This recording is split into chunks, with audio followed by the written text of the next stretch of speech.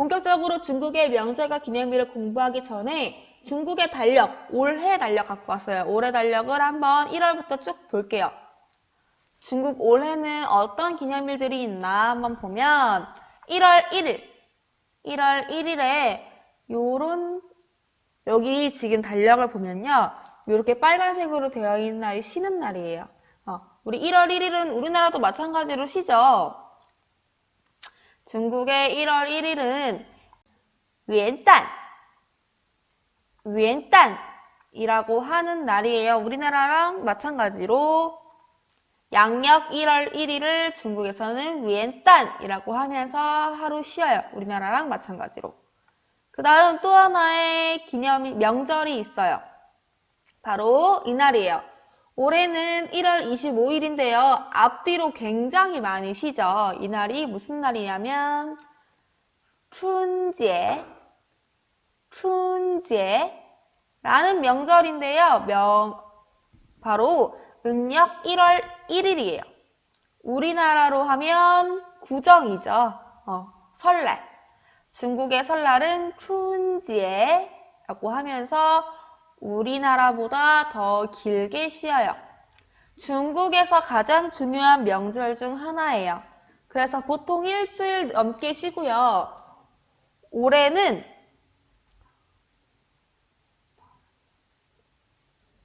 자, 보세요. 여기서부터 여기까지 쉬어요. 10일 동안 쉬죠. 10일 동안 쉬는 대신에 여기 보면 여기 19일, 여기 그 전주 일요일에 대체 근무를 해요. 너무 많이 쉬기 때문에 그 대신에 중국에서는 대체 근무일이 정해져 있어요. 보통 그 전후 주말을. 올해는 10일 동안 쉬고요.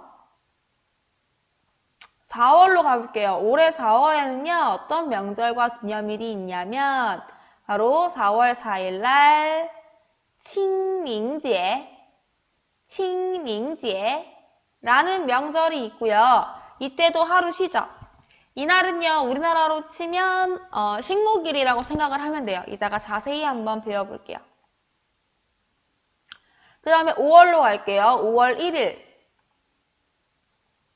5월 1일 날은 1일부터 쭉 해서 다음 주 월요일까지 쉬네요. 바로 라오동제라고 해서 노동절이에요. 노동절. 우리나라로 굳이 바꿔보자면 근로자의 날. 그때 라오동제.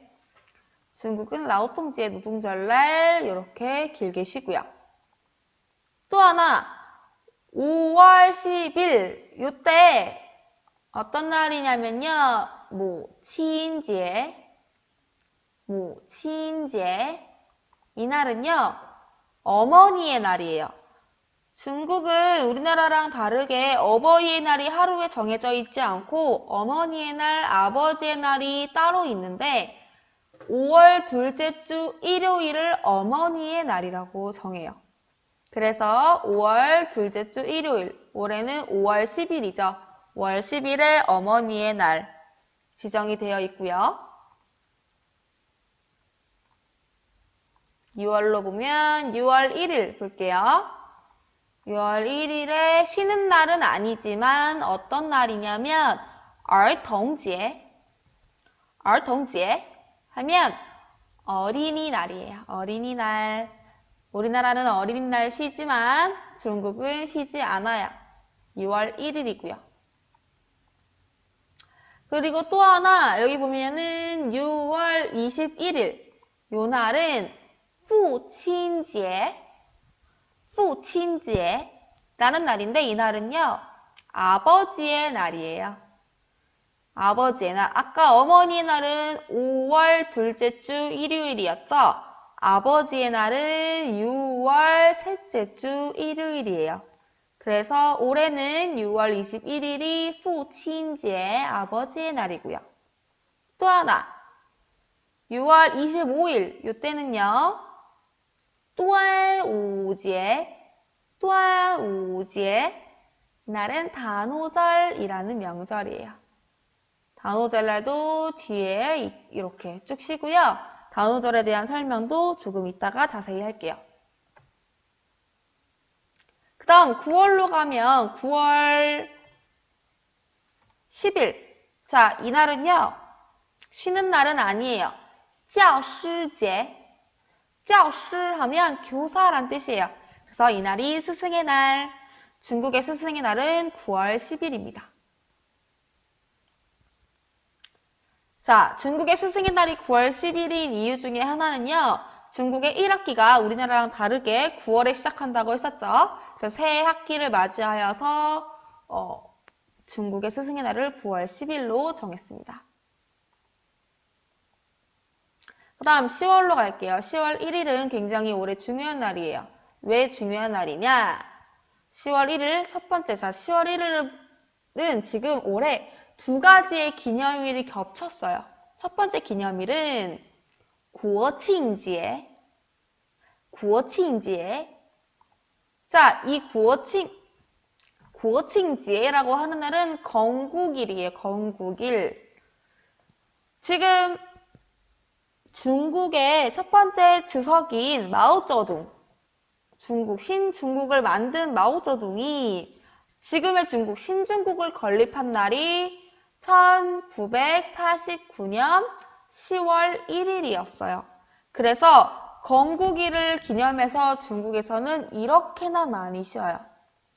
중국에서 중요한 명절 중 하나 춘절, 아까 설날, 그리고 이 국경절에 굉장히 중요하게 여기기 때문에 중국에서는 국경절날도 오래 쉬어요. 그리고 잘 보면 이렇게 오래 쉬기 때문에 그 다음 주 토요일인 10일날 대체 근무일로 만들어놨죠. 또 하나 올해 10월 1일은요.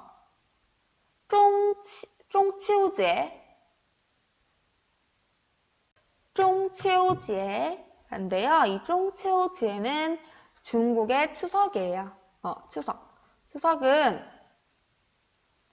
추석은 음력 8월 15일인데 그게 올해 중국에서는 10월 1일이에요. 그래서 국경절과 추석이 겹쳤어요. 그 다음 11월로 가볼게요. 11일.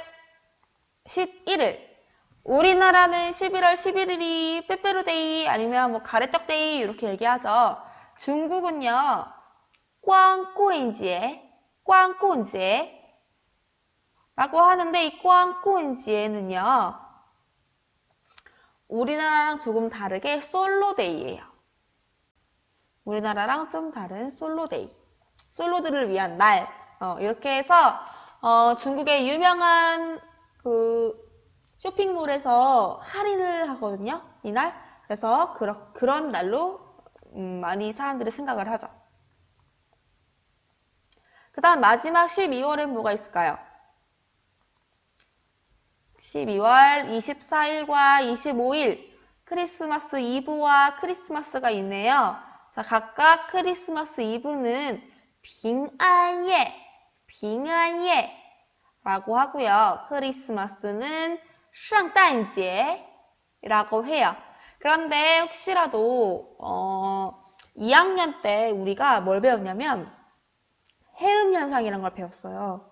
그래서 그 해음현상을 배울 때 선생님이 프린트로 가르칠 때 크리스마스 이브에 중국인들은 사과를 먹는다, 사과를 선물한다 라고 했어요. 그 이유가 여기 있는 빙안, 평안하다 라는 발음과 사과, 빙구어의 발음이 비슷하기 때문이다 라는 거 그렇게 얘기했었고요. 크리스마스는 圣诞节 저번에 우리 생일 축하해, 크리스마스 축하해, 메리 크리스마스 할 때 크리스마스 배웠어요. 圣诞节 그림 맞추기도 했었죠. 그래서 전체적으로 보면요. 올해 중국의 공휴일은 이렇게 쉬는 날이 이렇게 정해져 있어요.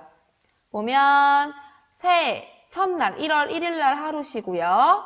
춘지에 구정 설날에 총 열흘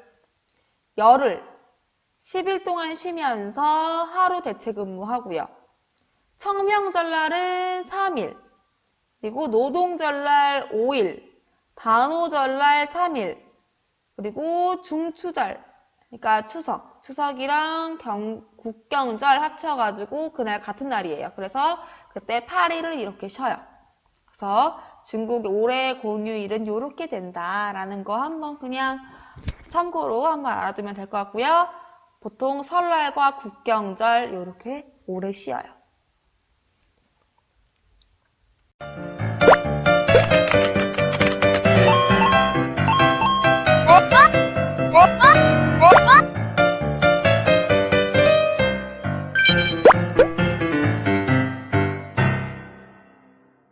자, 그러면 첫 번째 명절인 춘절에 대해서 구체적으로 배워볼게요. 중국의 설날이고요. 중국 명절 가운데 가장 크고 가장 중요시되는 명절이에요. 그래서 이때 중국 안에서의 큰 대이동이 있어요. 민족 대이동이 있는데 그 대이동을 뉴스로 잠깐 한번 볼게요. 다음 주말이 설인데 중국에서는 벌써 춘절 연휴 대이동이 시작됐습니다. 연휴는 28억 명이 움직인다고 하는데 워낙 길을 나선 사람들이 많다 보니까 붐비고 밀리면서 갖가지 해프닝이 일어나고 있습니다. 베이징 우상욱 특파원입니다. 중국 남부의 국도와 고속도로를 오토바이 대군이 점령했습니다. 오토바이로 수천 킬로미터의 귀향길에 나서는 사람 수가 40만을 넘습니다. 오토바이를 타고 장거리 여행을 하는 것은 힘들고 위험하지만 농민공들에게는 불가피한 선택입니다.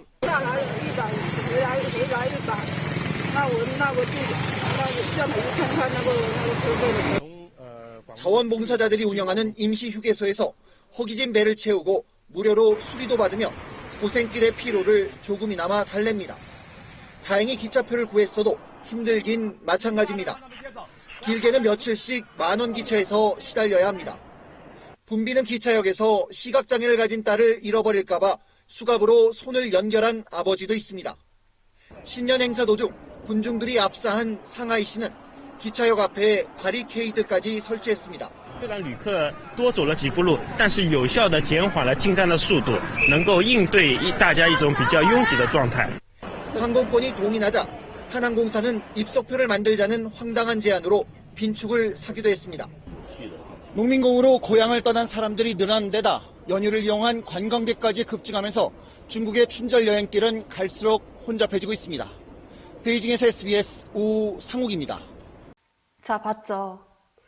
중국은 워낙 넓고 집에서 떨어져서 일을 하는 사람들이 많기 때문에 명절에 집에 가려면 기차나 비행기가 기본이에요. 그래서 돈이 많은 사람들은 비행기를 타도 되지만 돈이 많지 않은 사람들은 기차, 그 기차도 자리가 없어서 입석, 서서 가거나 이래요.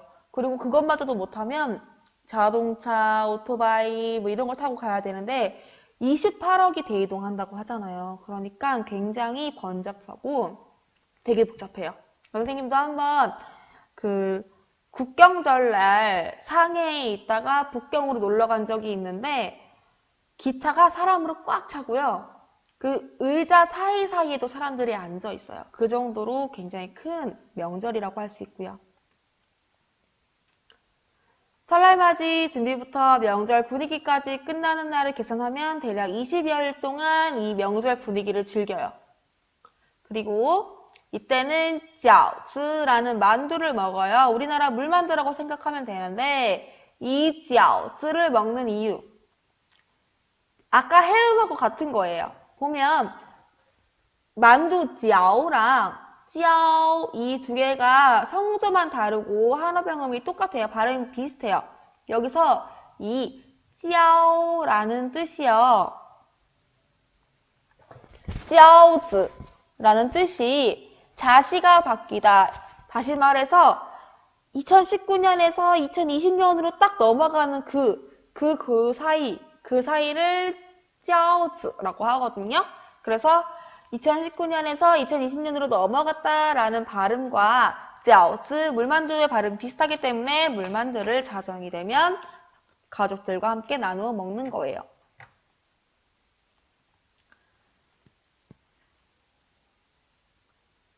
그 다음에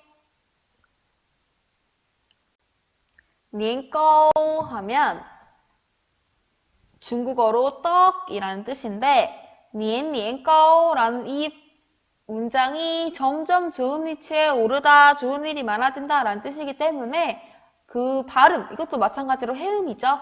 해음 현상에 의해서 떡을 넣고요. 중국어로 생선이 위라는 발음인데 여유라는 뜻을 나타내는 단어도 위예요. 발음이 비슷해요. 그래서 부자가 되길 바란다 라는 뜻으로 생선도 많이 먹어요. 마찬가지로 해음이죠. 그 다음에 붉은색 종이 중국에서는 빨간색이 긍정적인 뜻을 갖고 있어요. 그래서 붉은색 종이 위에다가 소망이 담긴 구절을 써가지고 문 앞에다가 붙이기도 하고요. 이렇게. 그 다음에 복자를 거꾸로 붙여서 복이 오기를 기원합니다. 복자를 거꾸로 붙이는 이유 또한 해음 현상이에요. 왜냐하면 도착하다라는 발음이 떠이고요. 거꾸로 붙여놓다라는 거꾸로의 발음 또한 떠예요.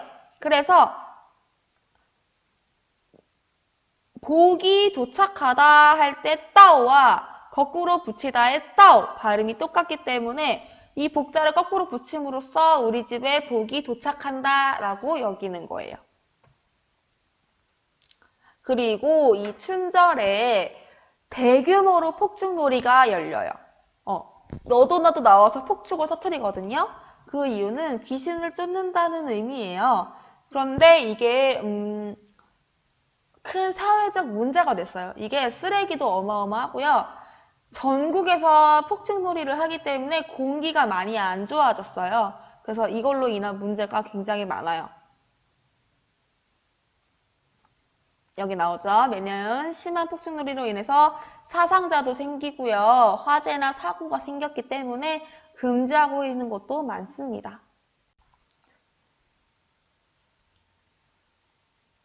그 다음 마지막으로 우리나라도 세뱃돈을 받죠? 중국에서도 세뱃돈을 받는데 우리나라랑 조금 다른 건 빨간색 봉투에다 세뱃돈을 넣어주는데 그 빨간색 봉투를 홍바오라고 하고요. 좋은 일에는 홀수의 돈을 넣어주는 우리나라랑 달리 우리나라는 결혼식 같은 데 갈 때 5만 원 이렇게 내잖아요. 중국은 짝수를 좋아해요. 그래서 짝수의 돈을 넣어주는 게 보통이에요. 그래서 여기까지 우리 춘절에 대해서 배웠고 다음은 청명절, 칭민제에 대해서 배워볼게요. 중국의 4대 명절 칭민제, 올해는 4월 4일이네요. 양력 4월 5일 전후고요. 동지, 겨울에 있는 그 동지가 지났다는 거는 겨울이 지나간다는 뜻이겠죠. 동지가 지난 후 108일이 되는 날, 그날을 청명절이라고 해요. 그래서 중국에서는 봄을 맞이하여서 칭团이런 걸 먹고요. 이런 건 뭐냐면 이렇게 여러 가지 풀의 즙과 찹쌀을 섞어 만든 반죽에다가 단팥이나 대추, 소를 넣은 떡? 우리나라로 따지면 찐빵? 이런 느낌이겠네요. 그런 떡을 먹고요. 봄을 맞이했으니까 봄나들이 가겠죠. 그리고 봄을 맞이하여 조상의 묘를 찾아가서 묘지 정돈하고 제사를 드리고요. 또 종잇돈을 태우는데 그 이유는 사후세계에서 조상들이 용돈으로 쓸 수 있도록 종이를 태워서 이걸 용돈으로 하세요 라고 태우기도 합니다. 그리고 요즘에는 자동차 집 여기 보이죠? 여기 집 모형 이런 것도 태우기도 해요. 그 다음 가장 많이 하는 거 우리나라 식목일과 같이 나무 심기를 합니다. 봄을 맞이해서. 그 다음에 건강이 증진되고 용감한 정신을 키울 수 있다라고 해서 아이들과 그네 타기를 하고요. 연이 날아가면서 질병과 재앙은 막고 행운을 가져온다고 믿기 때문에 연 날리기 풍습을 가지고 있어요. 이것이 청명절이고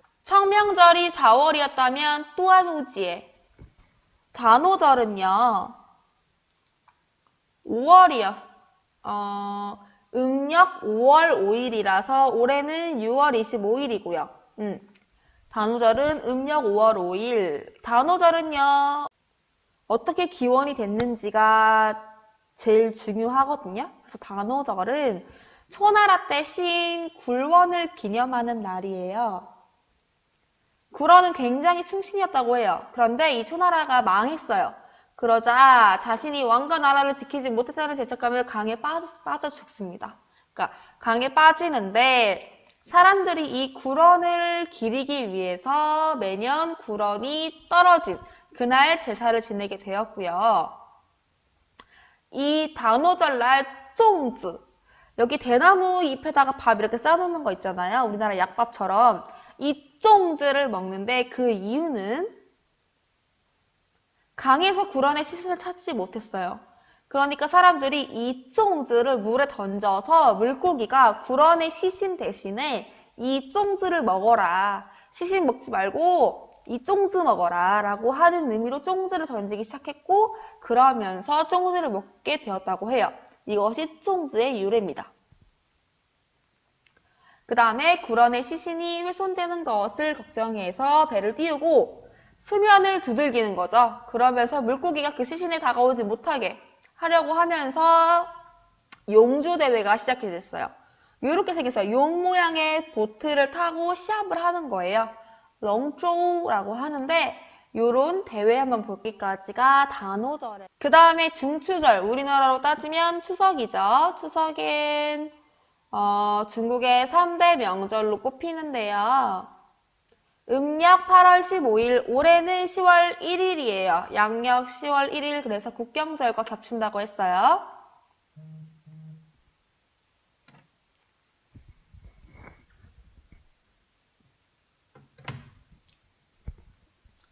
중추절은 흩어졌던 가족이 다시 만나는 날이라고 해서团圆节라고 부르기도 합니다.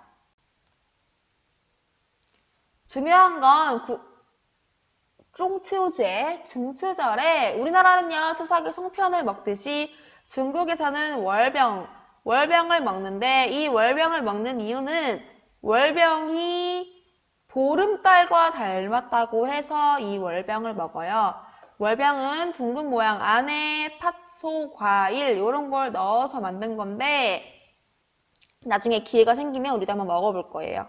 그래서 이 월병을 먹고 등불놀이 그리고 달맞이를 하면서 소원을 빌어요. 우리나라 추석과 비슷한 점이 있죠.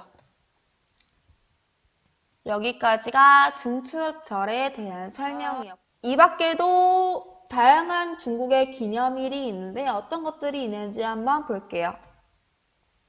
먼저 라오동제라고 하면 양력 5월 1일 세계 노동자의 날과 같은 5월 1일 노동자의 권리를 보호하자는 뜻으로 3일 동안의 연휴가 있습니다. 그 다음 아까 배우진 않았어요. 그런데 칭년제라고 해서 양력 5월 4일 날 해석을 그대로 하면 청년의 날이에요. 이날은 중국이 오사운동을 1919년에 했던 건 알죠? 역사 시간에 배웠을 거예요. 1919년 5월 4일 학생운동을 기념하는 날로 이렇게 청년들한테 반나절의 휴가가 주어지기도 한답니다. 아까 말했다시피 1919년 5월 4일 날 어디에서? 이게 어딜까요? 혹시 가본 친구도 있겠지만 중국의 칭다오예요. 맥주로 유명한 칭다오 있죠?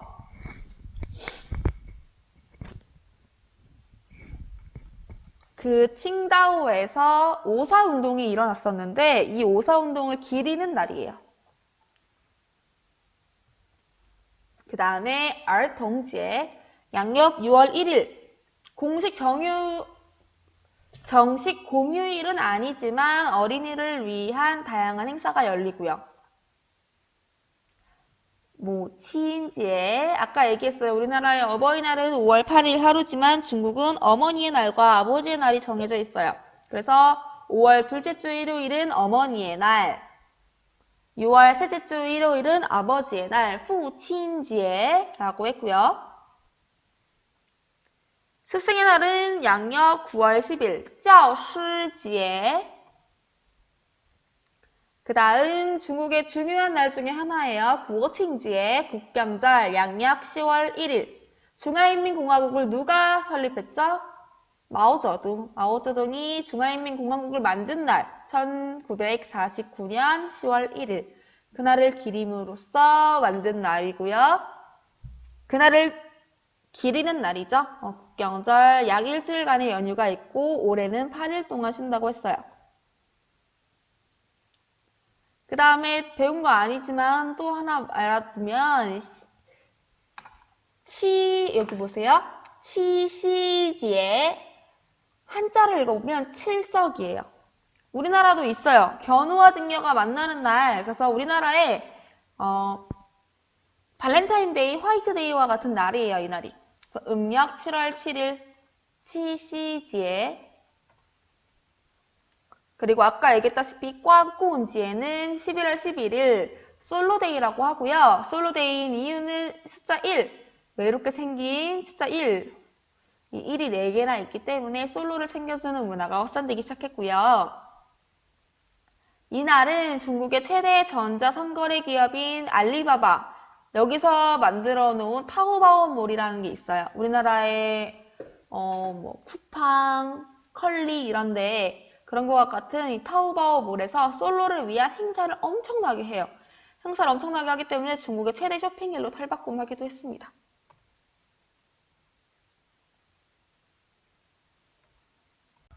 여기까지 중국의 공휴일에 대해서 배워봤고요.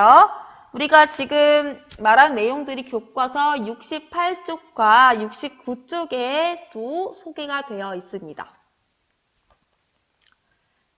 자, 그러면 우리 구글 퀴즈로 넘어가기 전에 또 한 가지 미션을 줄게요. 오늘의 미션은 인물 퀴즈예요. 오늘 인물 퀴즈는요, 특이하게 반 단합으로 갈 거예요.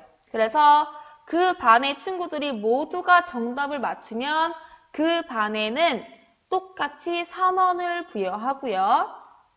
반에서 한 명이라도 틀리면 그 반에는 3원을 부여하지 않겠습니다. 그래서 반 단합이 얼마나 잘 되는지 한번 볼 거예요.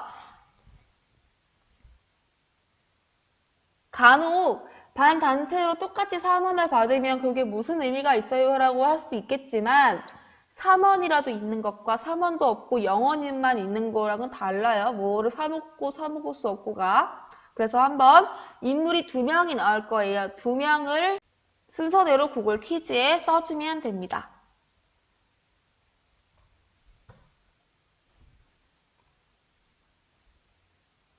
다 잘 보았죠? 그러면 이번 주 구글 퀴즈는요. 정답자 선착순 10명, 그리고 스프레드시트 5명, 좋은 질문, 그리고 반 단어 문제 방금 나왔던 인물 퀴즈로 한번 해볼게요. 자, 수고하셨습니다.